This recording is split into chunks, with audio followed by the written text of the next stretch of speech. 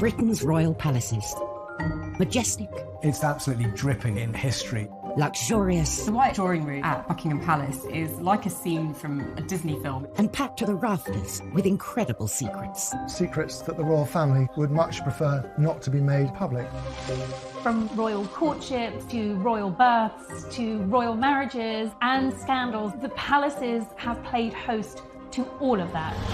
This series goes behind palace walls. The royal palaces represent the monarchy and have incredible history. We'll learn how these iconic creations were built. 16th century kings built with brick in a way that we wouldn't recognise today. This is George IV leaving his mark on the centre of London. Uncover the spectacular palace art housed within. The royal collection is vast, and I mean vast. It has more than 1 million objects spread across all of the royal palaces. Just imagine what has been collected over centuries. So this collection is unlike any other collection in the world. Discover their gruesome stories. It's an amazing insight into the royals' history, but also our common history. Frankly, you're going to cut the head off a king. It's got to be done in a palace. And relive the recent events that shaped the modern royal family.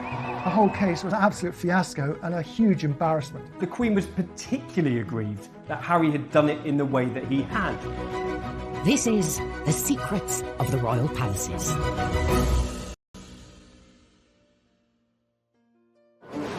This time, a palace security breach puts the Queen in peril.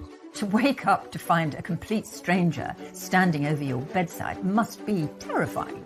We reveal Sandringham's scandalous past as a playboy prince creates the ultimate party palace. He was a gambler, he was a bit of a drinker, and he was constantly at it. And the world's most iconic palace suffers a plumbing problem. She had this handkerchief in perfume just put to her nose so she wouldn't smell it. We reveal the secrets of Leonardo da Vinci's drawings hidden within the royal collection. Can you imagine the changes in the course of modern science that might have come about had we discovered them earlier? And we glimpse inside Windsor's coronavirus bubble. Like everybody, the Queen has had to make sacrifices during lockdown. Like the monarchs who have gone before her, the Queen has a range of spectacular palaces to enjoy. But she doesn't visit them on a whim. The royal year runs like clockwork. The Queen's calendar doesn't change. Every summer is at Balmoral and every Easter is always spent at Windsor. And for Christmas, there can only be one location, Sandringham in Norfolk. We think of Sandringham as all the royals getting together for their Christmas Day service and getting those iconic shots. 12th century, monarchs had spent the festive season at Windsor Castle. But this all changed when the royals put down roots at this much-loved family home. Set in 20,000 acres of Norfolk countryside, this mini-kingdom has been the private home of 4 generations of British monarchs. Sandringham's not an obvious regal property. It's often criticised for just being a country house and not a necessarily very distinguished one either. But the point of it is that it is comfortable. I think Sandringham occupies a unique position among the royal residences, and each succeeding generation of royals has loved it. Sandringham is about the private person. It's about the family life behind the image of the throne. Prince Philip has retired there. So in many ways a kind of wholesome royal family house, but indeed its history was rather different. In 1862, Queen Victoria acquired the Sandringham estate for her somewhat wayward son and heir, Edward. Edward was notorious. As much as his parents were sort of chintzy and conservative and domestic and dull, Edward was revolting, libidinous. He was a gambler, he was a bit of a drinker, and he was constantly at it. He had a voracious appetite for women. Marlborough House, Edward's London home, was notorious.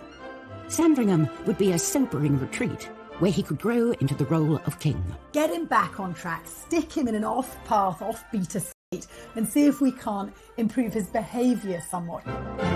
Edward threw himself into the project, demolishing the original Georgian house to make way for a new retro house. Sandringham was a style which some people call Jacobean. It's a generic 16th into 17th century revival. It talks about an age of historical confidence. It's youthful, it's a bit extravagant, but by no means too extravagant. new Sandringham looked sensible on the outside, but inside it was a palatial party house.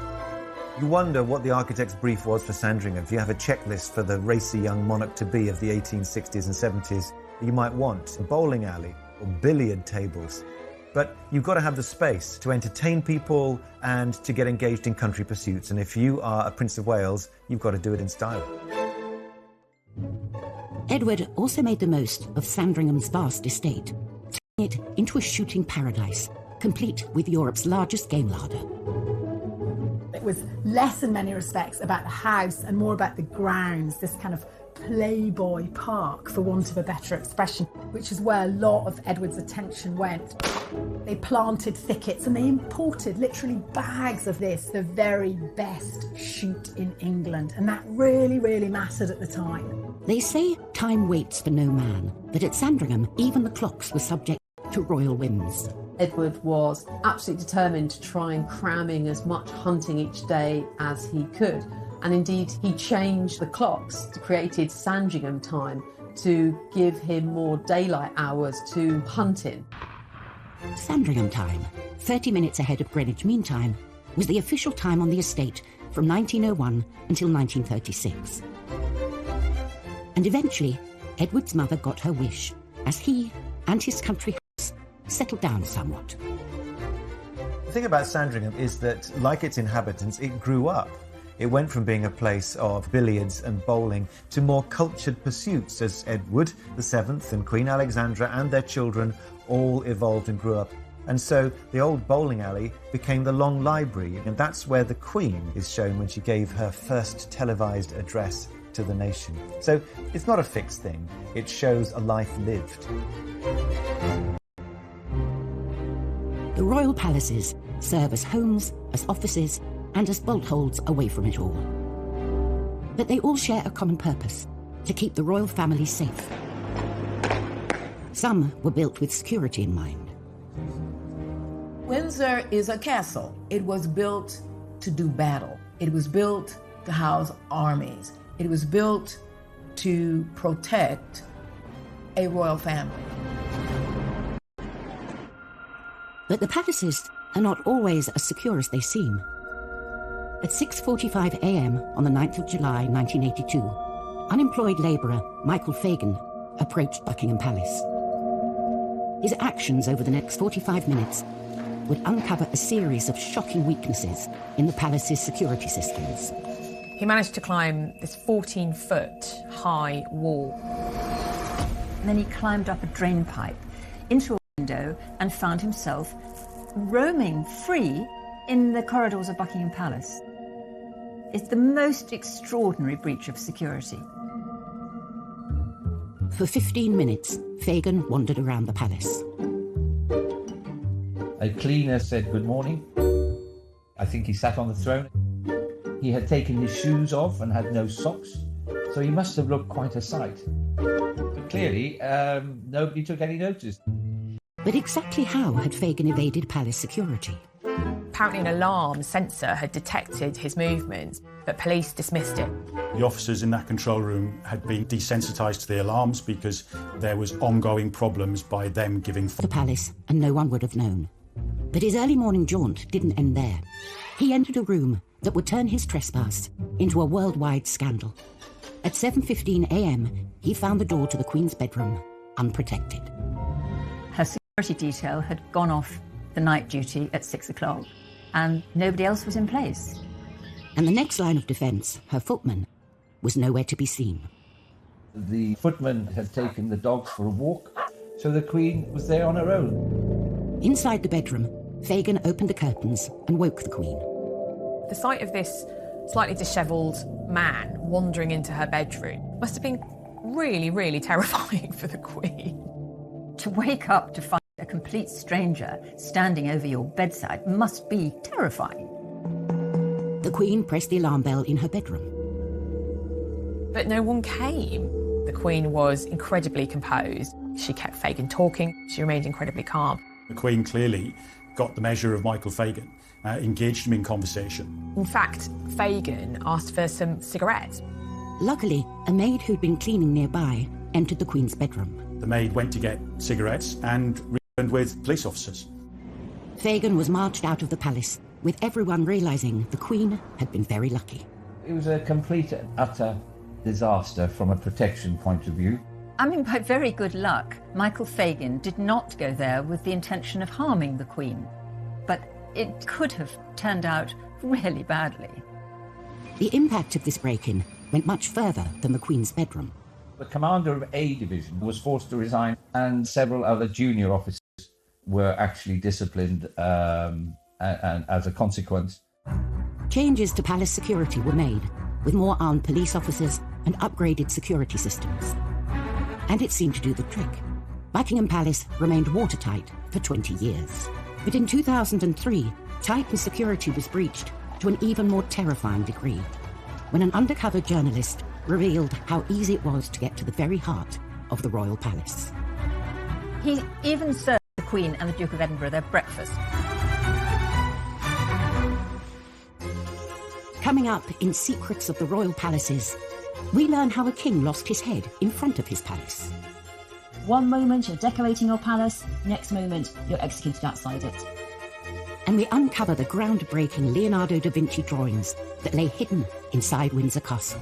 For about 250 years, these discoveries lay secret, hiding in the royal collection.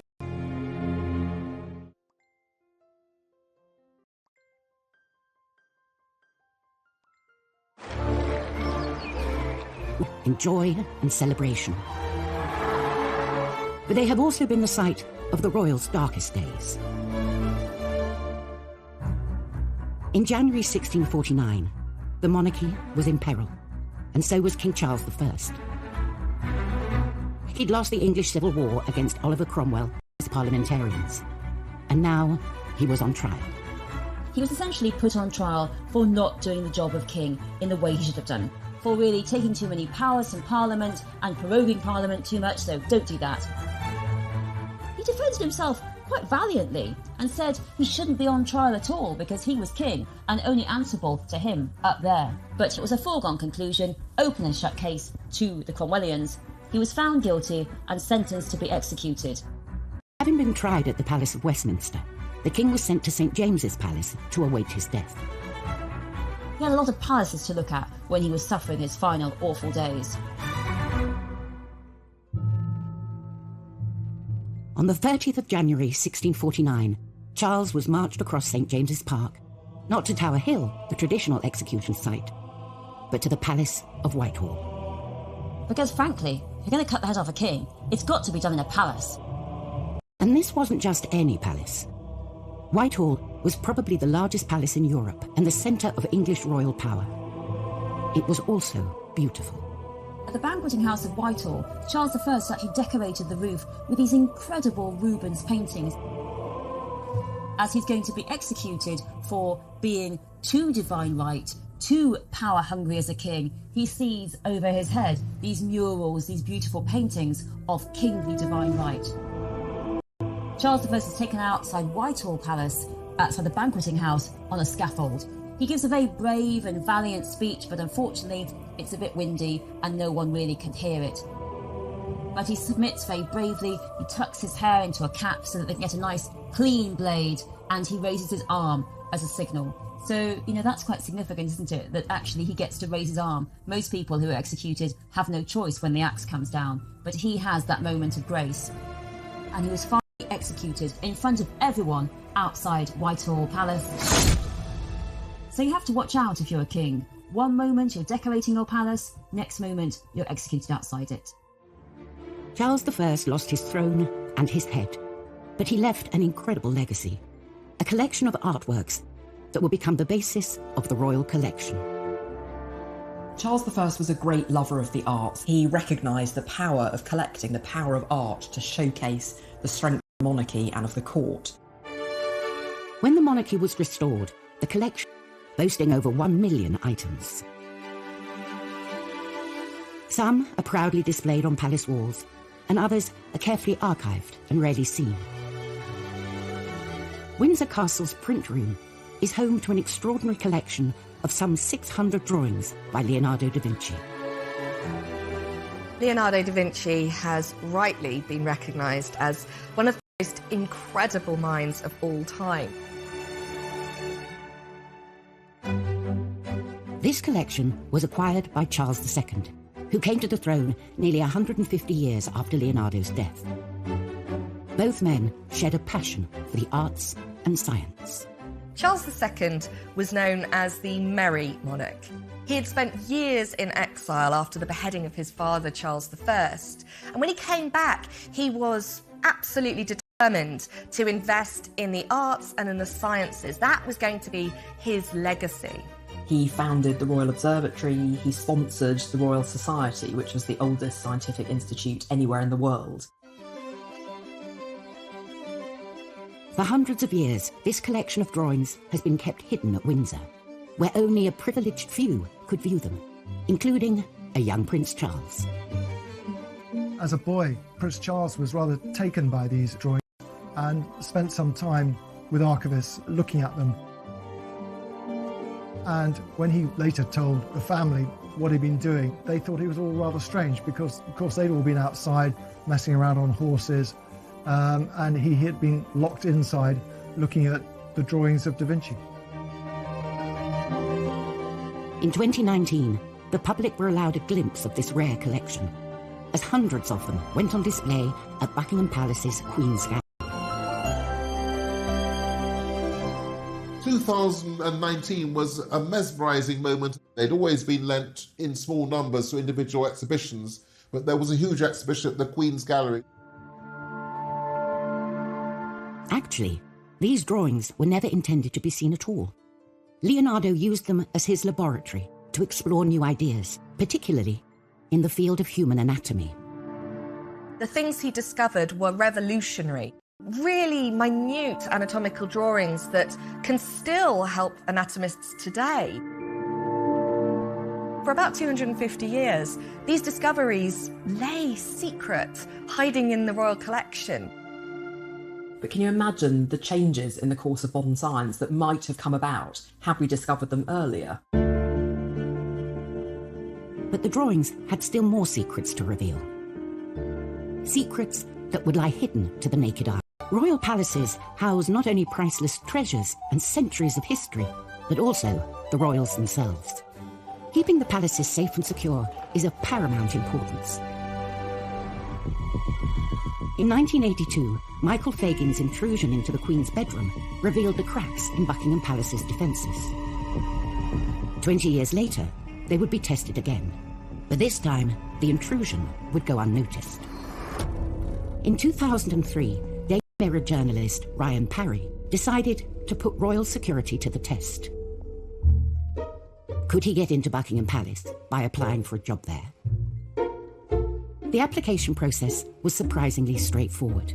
Parry gave the pub where he'd grown up in Wales as a reference. When the palace phoned, the barmaid apparently on the phone yells out to the pub, "Does anyone know this Ryan Parry bloke?" And a regular who's sitting at the bar said, "Oh, I know him. I know that Ryan Parry. Oh, I know him. He's a good bloke." And on that basis, the personnel of the royal household employed him. Ryan Parry started work as a royal footman. To expose the access he had, a covert Daily Mirror photographer was positioned to snap him.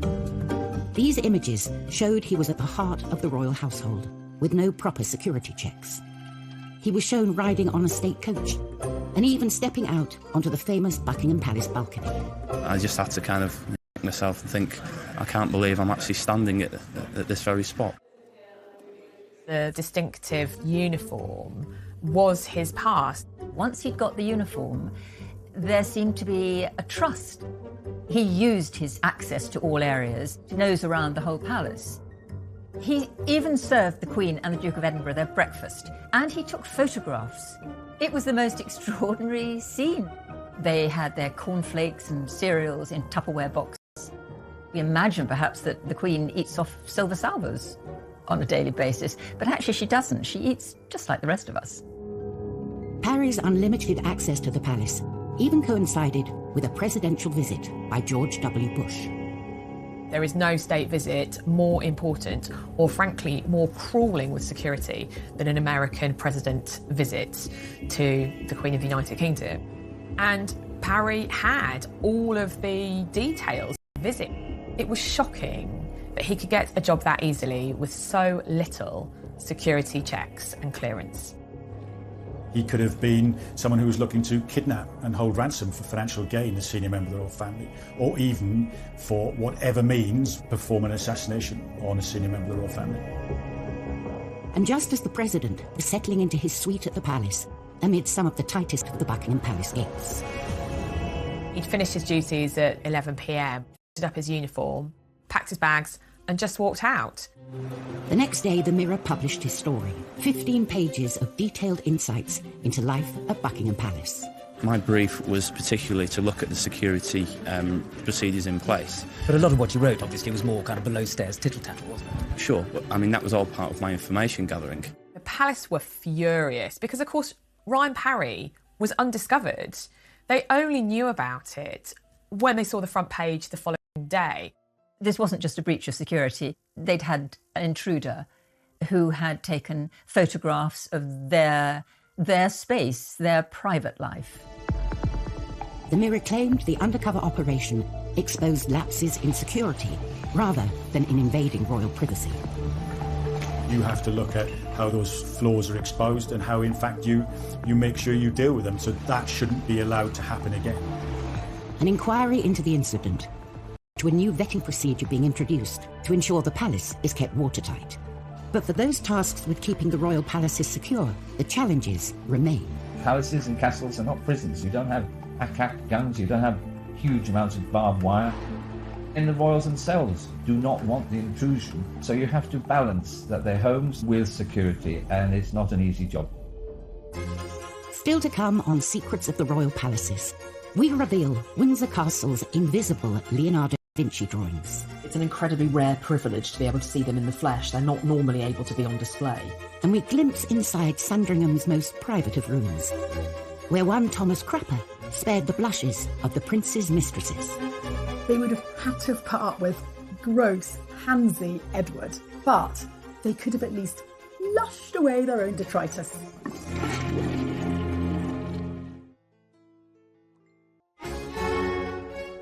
The royal palaces are home not only to the royal family, but to some of the most important artworks on the planet. All of this stuff is the Queen's, but it's also the country's. The Royal Collection looks after all of this priceless furniture, all of these priceless paintings on behalf of the nation. Amongst the collection is this rarely seen set of some 600 drawings by Leonardo da Vinci. Acquired by King Charles II over 350 years ago, they're still revealing their secrets today. One of the things that would have really appealed to Charles II as both a collector and someone with quite a scientifically inclined mind was Leonardo's mirror writing. Many of the drawings are covered in a strange handwriting, and this was Leonardo's secret shorthand. It was also mirrored, so it only reads properly from right to left if you hold it up in front of a mirror. We're not entirely sure why he did it. One, he wouldn't be smudging his own ink as he went. To me, it really looks like it's coded. So perhaps he used mirror writing in order to protect his ideas from people that might wanted to steal them. But these weren't the only secrets the collection was concealing. Among Leonardo's most beautiful sketches are pieces of paper that seem like they are completely blank. Over the centuries, the drawings had faded. But under UV light, they are revealed.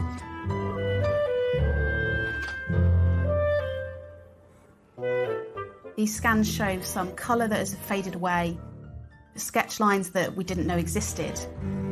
There's one particular image of a horse that we didn't know Da Vinci had done because it faded so badly no one could see it until it was scanned. Over 500 years after they were drawn, these treasures of the royal collection are still disclosing new information. There is an intimacy, an immediacy, a modernity about them that looks to me like they could have been drawn just yesterday or today. The drawings he created are extraordinary. There's nothing else like them. The royal palaces and the artworks they contain celebrate the nation's history. But there are some moments in the past that the royals would rather forget. Buckingham Palace hosts over 50,000 visitors a year, and everything must be just so. But during the reign of Queen Victoria, the usually fragrant air was fouled by the Great Stink. A visitor to Buckingham Palace in the 19th century would have come near to fainting from the smell. It was disgusting. It was awful, and that was because the sewers, they were completely overloaded, so they leaked.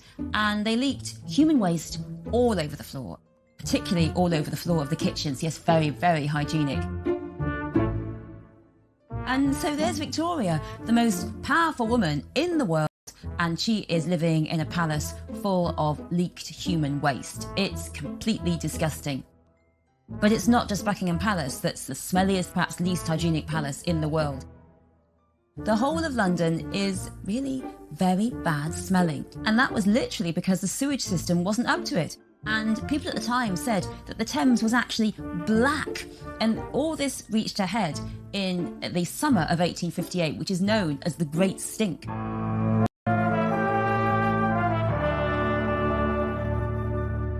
And Queen Victoria herself, well, she soldiered on. But there was steamer that was really one of the sights of London at the time. And Victoria was ready. She was a prepared kind of queen. She had this handkerchief covered in perfume to put to her nose so she wouldn't smell it. But even, she said, after 2 minutes, she couldn't cope. So she had to say to the boat, go back to Buckingham Palace. She really felt she was about to faint. She said to her daughter Vicky that she'd been half poisoned by the smell of the Thames.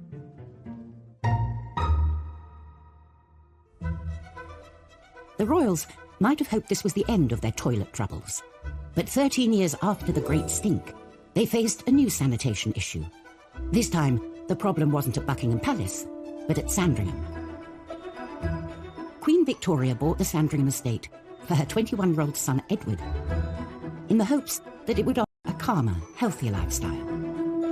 But at this idyllic country residence, a deadly threat lay undetected, and the heir to the throne was left fighting for his life.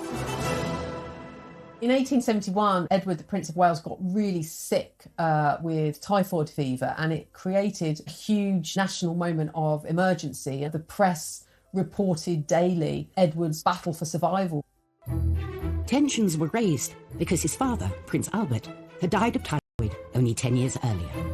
A great inquest was undertaken about where he might have got typhoid from. And so the issue of how to create a clean, safe, sanitary environment was something taken with the utmost seriousness.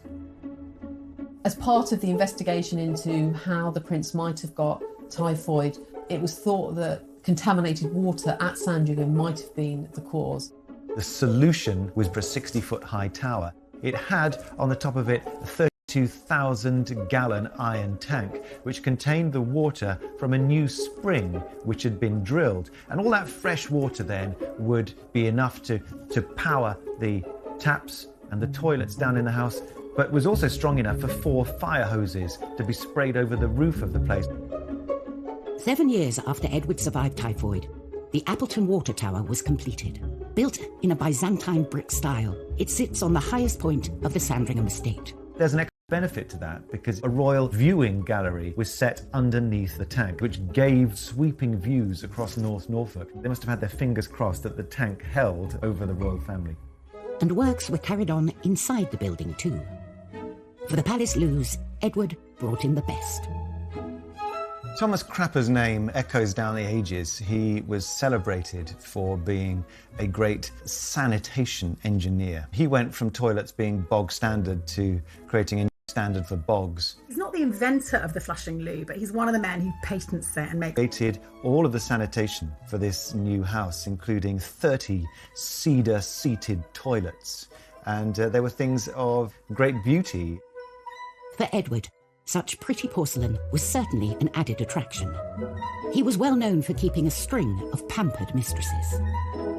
So for his mistresses that are allowed to come to Sandringham, and they weren't all, but certainly Lily Langtry did, and we know that in the latter years Alice Keppel came to Sandringham, they would have enjoyed a flushing loo.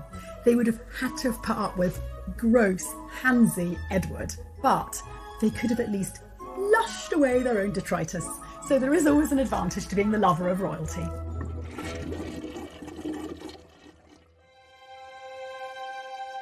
Throughout history, the British royal palaces have withstood wars, floods and fires.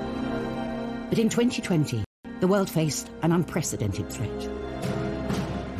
As the deadly coronavirus pandemic took hold, palace officials scrambled to protect the Queen. It's probably more important that the Queen is isolated than anybody else. The government depends upon her, so were she to succumb to the pandemic, it would be an extra crisis. Then, aged 93, the Queen and Prince Philip, almost 99, were considered at extreme risk. 4 days before the rest of the country officially locked down, the Queen left the capital and was whisked away to Windsor Castle. Having a castle like Windsor Castle to lock down in is almost ideal. It's built as a fortress. But even Windsor Castle would need an extra line of defence against this new enemy. So the royal household set up something known as HMS Bubble, sort of a social bubble, if you like, within Windsor Castle. HMS Bubble consists of a team of 22 loyal staff members who supported the Queen and the Duke through lockdown. Like everybody, the Queen has had to make sacrifices during lockdown, and she's managed to pare her staff down to just the basic 22. You know, a couple of chefs, an army of gardeners, a valet or two, some housemaids, housekeepers. I don't think she'll be making her own dinner quite yet, but it's definitely a stripped-down version of the huge amount of staff and courtiers she normally has. Before entering Windsor for their 3-week shift, every member of staff would have to undergo a week's quarantine and COVID testing. You're dealing with an invisible enemy. With the virus, it only has to come in that secure bubble that you've created. Getting it wrong is not an option. Despite the strict new measures, spirits in Windsor remained high. Prince Philip was particularly amused by the use of the phrase bubble, because back in the 50s and 60s he was referred to in some quarters as the big bubble, which was of course Cockney rhyming slang, bubble and squeak for Greek. So the first number. But even with palace doors firmly shut, the world was allowed a rare glimpse inside Windsor and the other royal homes. I'm very glad to have been able to join you today. One of the big revelations of lockdown has been being able to see into everyone's homes. The Queen on the phone to Boris Johnson during one of her weekly audiences, using the old-fashioned 1970s telephone surrounded by corgi ornaments. Every surface that is flat in their homes is covered in clutter. These are homes of people who never do their own dusting. She may not do her own dusting, but the Queen and her team have successfully managed to keep her palace COVID-free. Coming up on Secrets of the Royal Palaces, Prince Philip's controversial plans for Sandringham cause a royal family feud. The Queen Mother, she was horrified that a house that she loved might be threatened with demolition. And we reveal the strict protocol surrounding the royal tartan. It is the most exclusive fabric that anyone could wear in the world.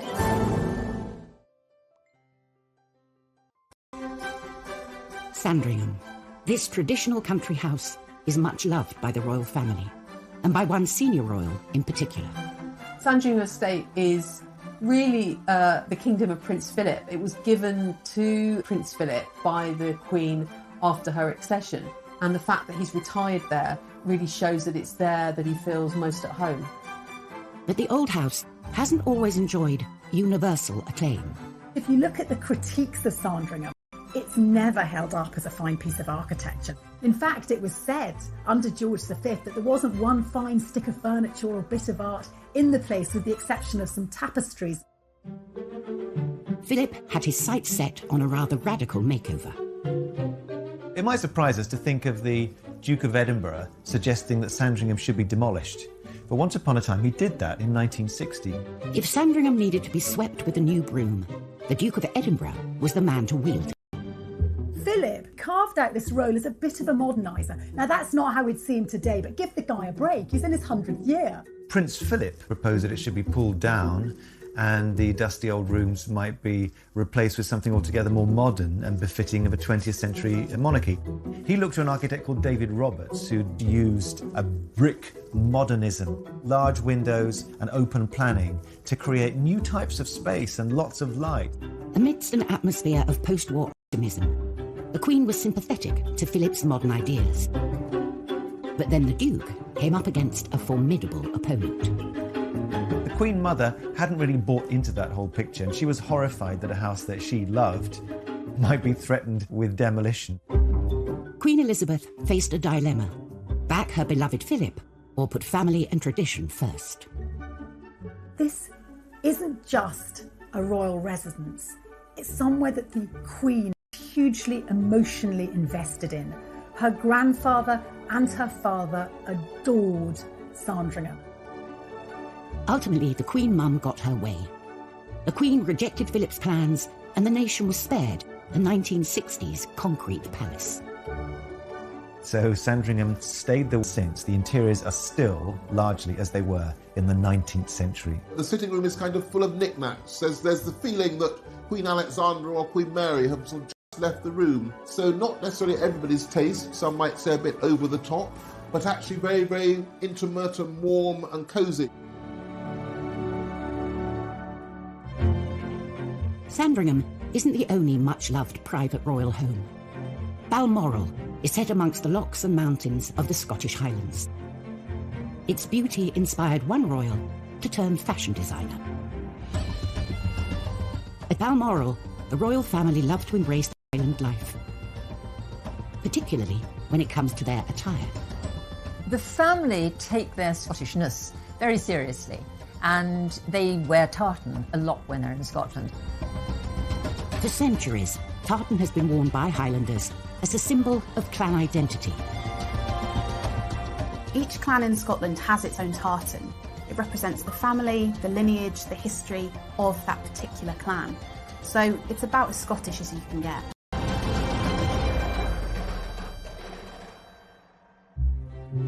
When Victoria and Albert bought Balmoral, they were keen to look the part. But as a non-Scot, Albert had no tartan.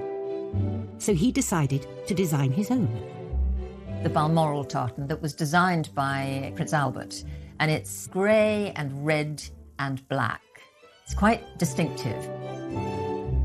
The mottled grey background of the Balmoral tartan is supposed to represent the granite that can be found locally around Balmoral. It was slightly amended by Edward VIII, so now the version we have today is similar but slightly softer in tone. But what makes the Balmoral tartan so unique is its exclusivity. The use of the fabric has for many years been strictly controlled. The Queen is the person who has to decide if anyone else is allowed to wear it, so even those in the royal family have to get her permission. But there are a few chosen non-royals who are permitted to wear the tartan.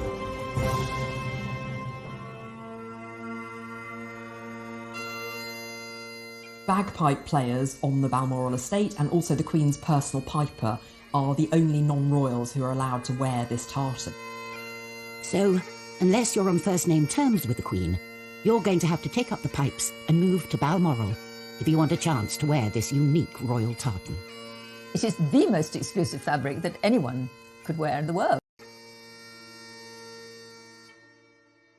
Next time, at Highgrove, Prince Charles turns his country residence into Fort Knox. If you ever go to Highgrove, you won't see the security.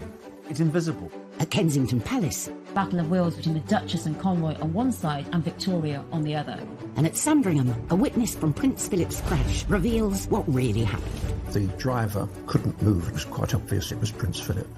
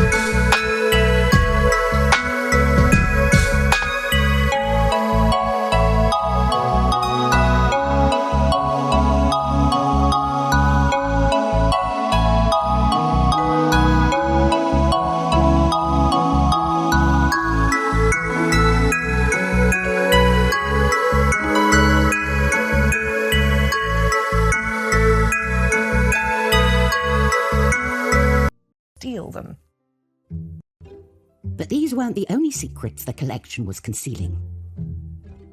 Among Leonardo's most beautiful sketches are pieces of paper that seem like they are completely blank. Over the centuries, the drawings had faded. But under UV light, they are revealed.